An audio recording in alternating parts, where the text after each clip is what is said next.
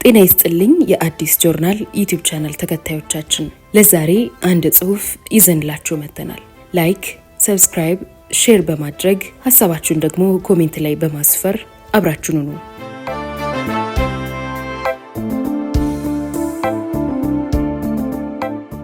ጥላሁን ግዛው የተማሪዎች ትግል ተምሳሌት ከአእምሮ መጽሔት የተወሰደ።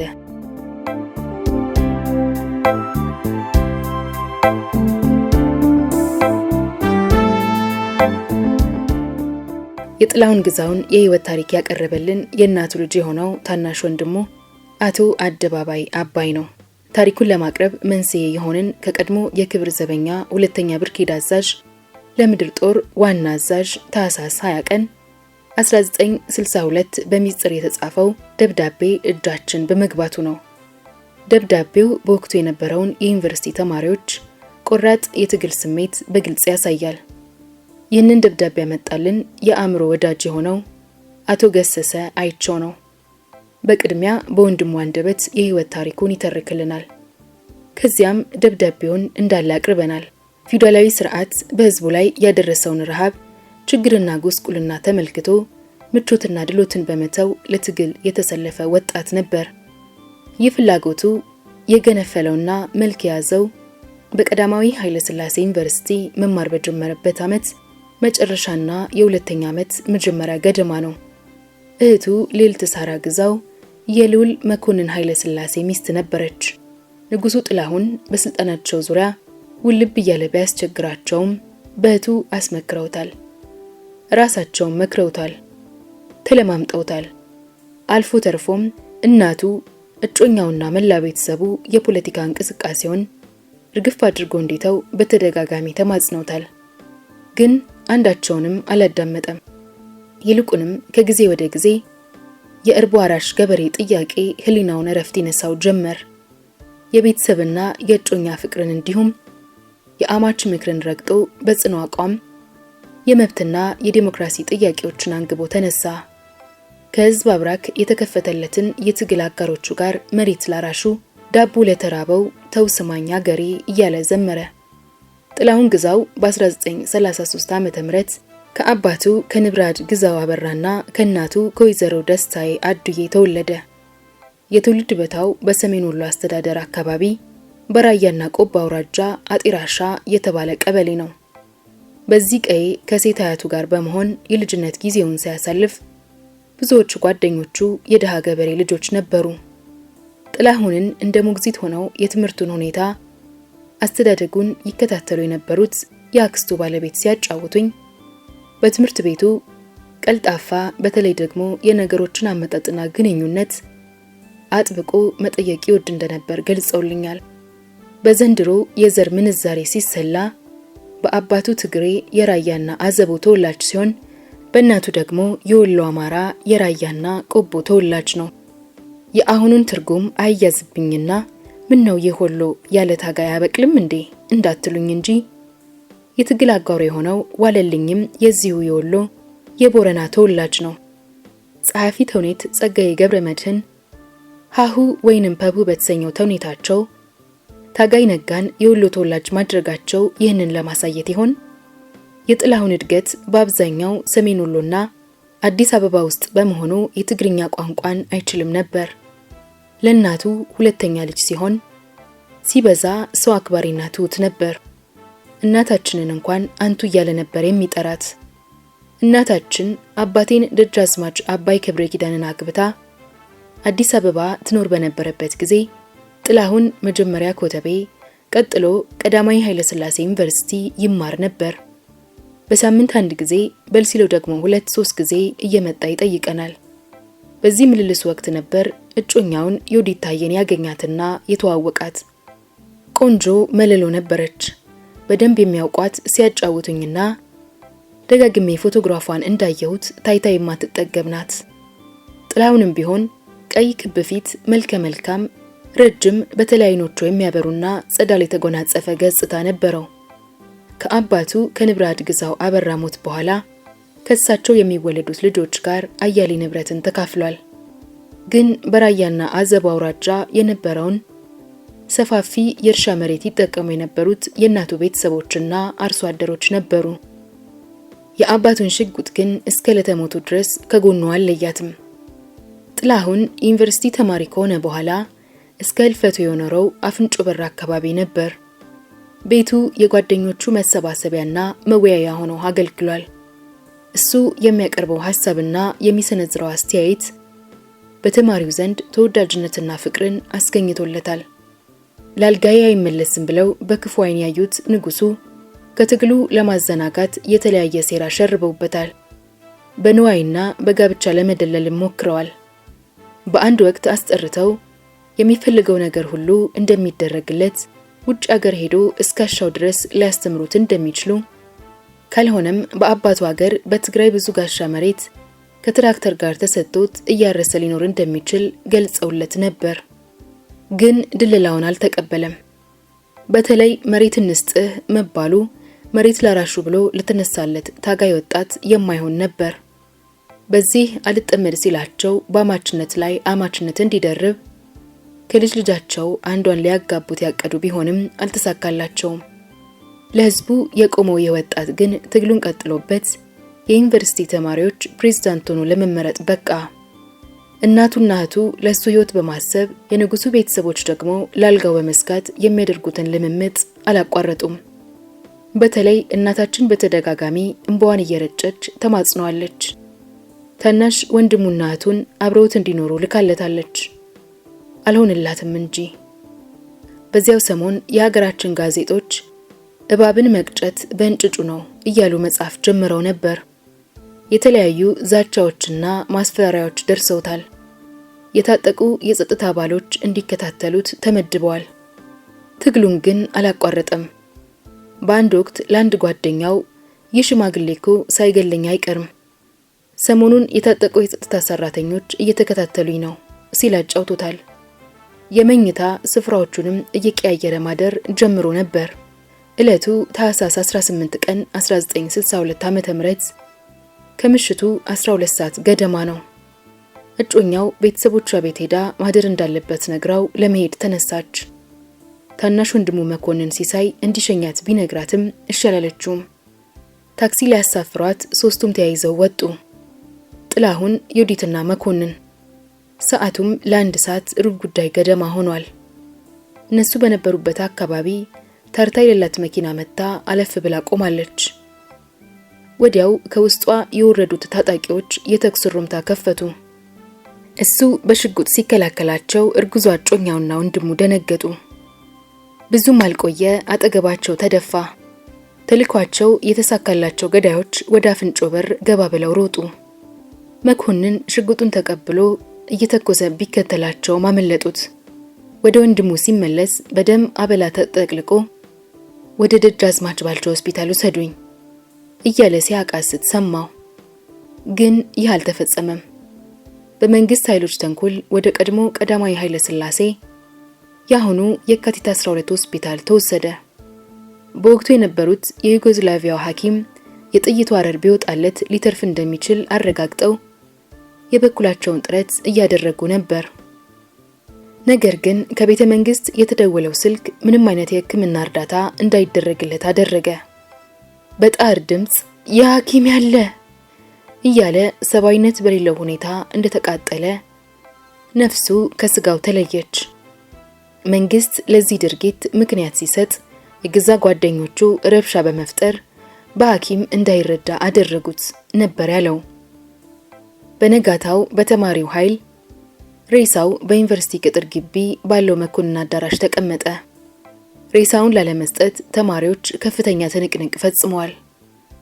መንግስትም ትግላቸውን ለማምከን አጋጣሚውን ተጠቅሞበታል። በመጨረሻ ኃይል በመጠቀም ሬሳው ከተማሪው እጅ ወጥቶ ትግራይ ማይጨው ውስጥ ከአባቱ መቃብር ጎን አረፈ። ጥላሁን በሞተ ማግስት የኢትዮጵያ ሬዲዮ በቀኑ ፕሮግራም ጥላሁን ግዛው ከእጮኛው ጋር ሆኖ በመሄድ ላይ ያለ ማንነታቸው ባልታወቀ ግለሰቦች ትላንት ተገደለ ሲል ዜናውን አቅርቧል። መቼም ይህ አባባል የኢትዮጵያ መንግስት አደገኛ የፖለቲካ ዘይቤ መሆኑን ማንም አያጣውም። ኋላም ተማሪው እርስ በርሱ ተገዳደለ ብለው አስወርተዋል። ለማንም ምንም ሳታካፍል ንብረቱን እህቱ ልዕልት ሳራ ግዛው ወረሰች። ንጉሱ እጮኛውን እናቱንና ወንድሙን በመጥራት ምን እንዲደረግላችሁ ነው የምትፈልጉት ብለው ጠየቋቸው። ሶስቱም በአንድነት ጉዳዩ ለፍርድ እንዲቀርብላቸው የሚፈልጉ መሆኑን ገለጹ።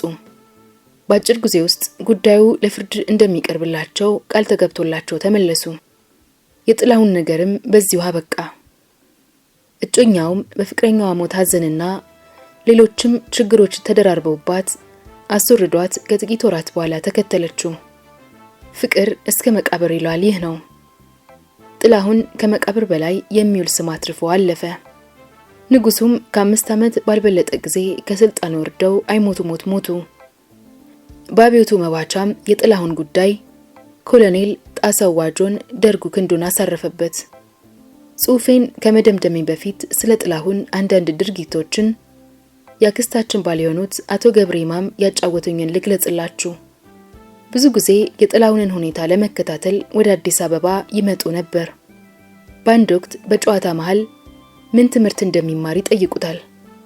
የሚማረው የፖለቲካል ሳይንስና ስነ መንግስት መሆኑን ይነግራቸዋል።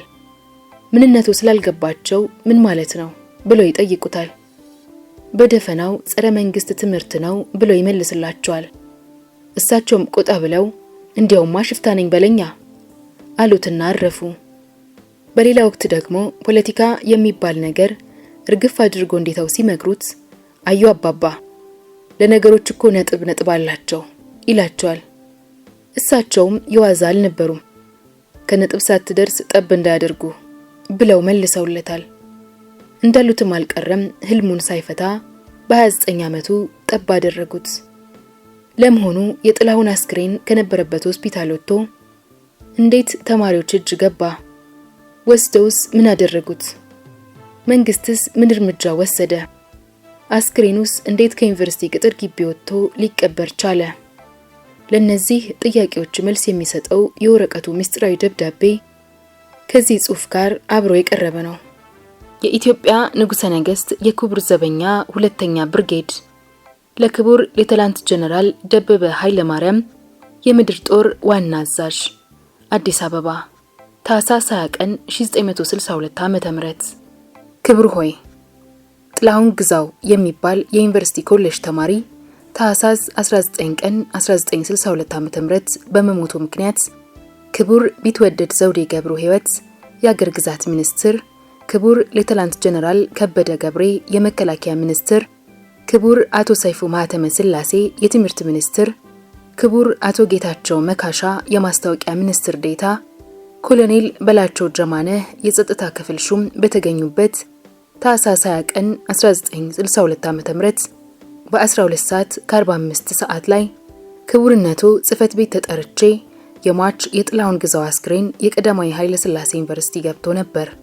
ነገር ግን የዩኒቨርሲቲ ተማሪዎች በብዛት ሆነው ሆስፒታሉ ድረስ በመሄድ አስክሬኑን ስጡን ብለው የሆስፒታሉን ሰራተኛ በማስገደድ አስክሬኑን ወስደው ዩኒቨርሲቲው ህንጻ ውስጥ ስላስገቡት የሟች ቤተሰቦች አስክሬኑ እንዲሰጣቸው ተማሪዎችን ቢጠይቁም አንሰጡም ብለው እንቢተኛ በመሆናቸው ፖሊሶች ተልከው የዩኒቨርሲቲውን አጥር ግቢ አናስገባም ብለው ተማሪዎች ስለከለከሉ አንድ ሻምበል ጦር ይዘን ዩኒቨርሲቲው አጥር ግቢ ውስጥ በመግባት ቢቻል በሰላም መንገድ ጠይቀህ የማይቻል ከሆነ ደግሞ በማስገደድ አስክሬኑን ካለበት ቦታ አውጥተህ ለሟች ቤተሰቦች እንድታስረክብ ብለው ክቡርነቱ በሰጡኝ ትዕዛዝ መሰረት ከላይ በተጠቀሰው በ3 ሰዓት ከ15 ቀዳማዊ ኃይለ ሥላሴ ዩኒቨርሲቲ ቅጥር ግቢ ውስጥ ጦሩን ይዤ በመገኘት የደረሰብንን ሁኔታ ከዚህ እንደሚከተለው ገልጻለሁ።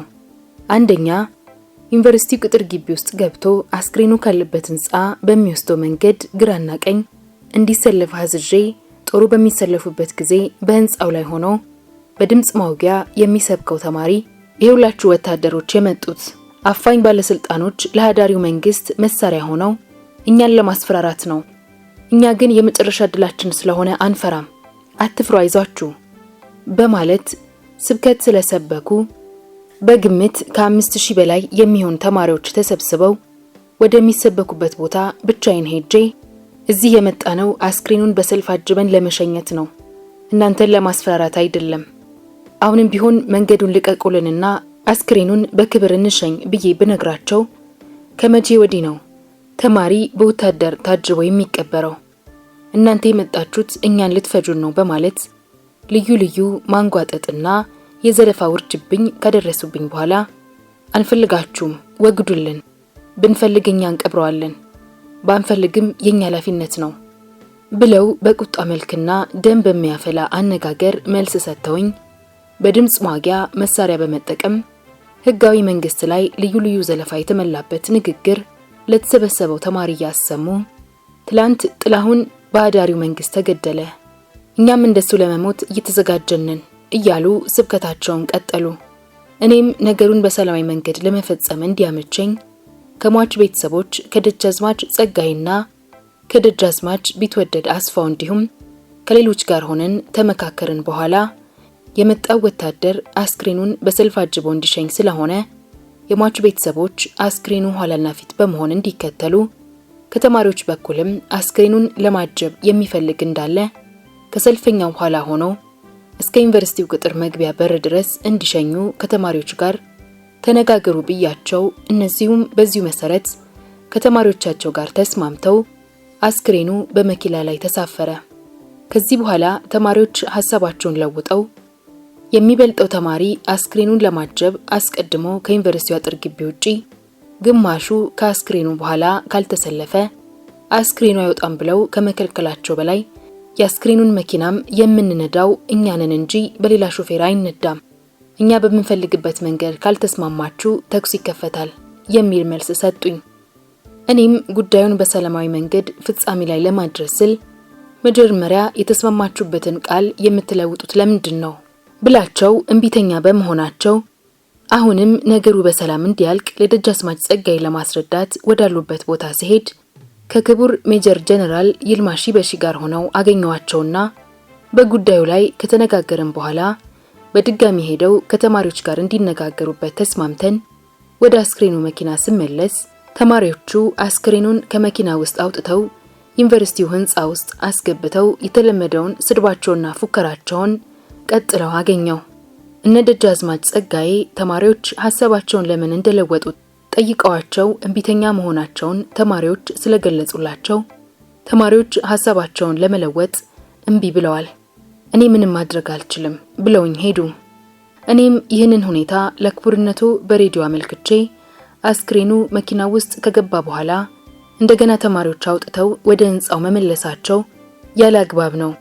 አሁንም እንደጀመራችሁት ቢቻል በሰላም ፈጽሙ፣ የማይቻል ከሆነ ግን በሰጠው ትዕዛዝ መሰረት አስገድደህ አስክሬኑን አውጣና በመኪናው በማሳረፍ በክብር ሸኝተህ ለቤተሰቦቹ አስረክብ ብለውኝ በሰጡኝ ትዕዛዝ መሰረት አስክሬኑን ከዩኒቨርሲቲው ህንጻ ውስጥ ለማውጣት 6 ወታደሮችን ይዤ አስክሬኑ ወዳለበት ህንጻ ዋና በር መግቢያ ላይ እንደደረስኩ ተማሪዎች ተኩስ ከፍተው የህንጻውን መስታወት እየሰባበሩ በመወርወር ደበደቡን። እንዲሁም በህንጻው ፊት ለፊት ተሰልፈው የነበሩ ተማሪዎች በብዛት ወደ ወታደሮች እየተዋጉ መሳሪያቸውን ለመንጠቅ መተናነቅ ጀምረው ከሁለት ወታደሮች ጋር ተናንቀው አንደኛውን ወታደር መሬት ለመሬት ጎትተው በጠመንጃው ለሁለት ግልጥም አድርገው ሲሰብሩት የሁለተኛውን ወታደር ደግሞ ዝናሩን በመበጠስ ደበደቡት። ከዚያም በኋላ ህንጻው ፎቅ ላይ ካሉት ተማሪዎች ተደጋግሞ በተተኮሰ ጥይት ከኛ አንዱን ወታደር አቁስለው ስለወደቀ የኛም ወታደር ለማስፈራራት ወደ ሰማይ ጥይት ተኩሰው የህንጻውን በር በማስለቀቅ ወደ ህንጻው ገቡ። ወዲያው በህንጻው ውስጥ ብዙ ጥይት ተተኮሰና ተማሪዎች ስለተበተኑ አስክሬኑን ካለበት ቦታ ፈልገን በማውጣት በክብር አጅበን ክቡር ሜጀር ጀነራል ይልማ ሺበሺ ባሉበት ለሟች ቤተሰቦችና ለፖሊስ አስረክበናል። ሁለተኛ በጠቅላላው ተጀምሮ እስኪጨረስ ተማሪዎች ከዩኒቨርሲቲው ህንጻ ፎቅ ላይ ሆነው በድምጽ ማጉያ ለተሰበሰበው ተማሪ ሁሉ ሲሰብኩት የነበረውን በጽሁፍ የተዘጋጀ ንግግር ይሰብኩት ከነበረበት ቦታ ላይ የተገኘውን አንድ ገጽ ጽሁፍ ከዚህ ሪፖርት ጋር አያይዤ ያቀረብኩ በተደረገው ግጭት ከወታደሮች በኩል አንድ ወታደር በጥይት የቆሰለ፣ 3 ወታደር በድንጋይ ተወግሮ እግሩ የተሰበረ፣ አንድ ወታደር ተደብድቦ ጠመንጃው የተሰበረ፣ ከተማሪዎች በኩል 3 የሞተ፣ 4 የቆሰለ፣ ከተማሪዎች የተተኮሰብንን መሳሪያ በህንጻው ውስጥ እንዳለ በማለት ስንፈትሽ ከያዝነው መሳሪያ የተለየ አይነት 2 ቀላ አግኝተን ለፖሊስ ክፍል ባልደረባ ለኮሎኔል ሽፈራው ያስረከበን መሆኑን በማክበር አመለክታለሁ። ኮሎኔል ዘውዴ ሁነኛው የክቡር ዘበኛ 2ኛ ብርጌድ አዛዥ። ለዛሬ አበቃን።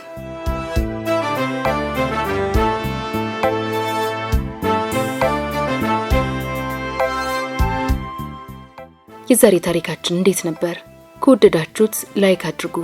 ሐሳባችሁን ኮሜንት ላይ አስቀምጡልን። ሰብስክራይብ ማድረጋችሁንም እንዳትረሱ። በሌላ ጽሑፍ እንገናኛለን።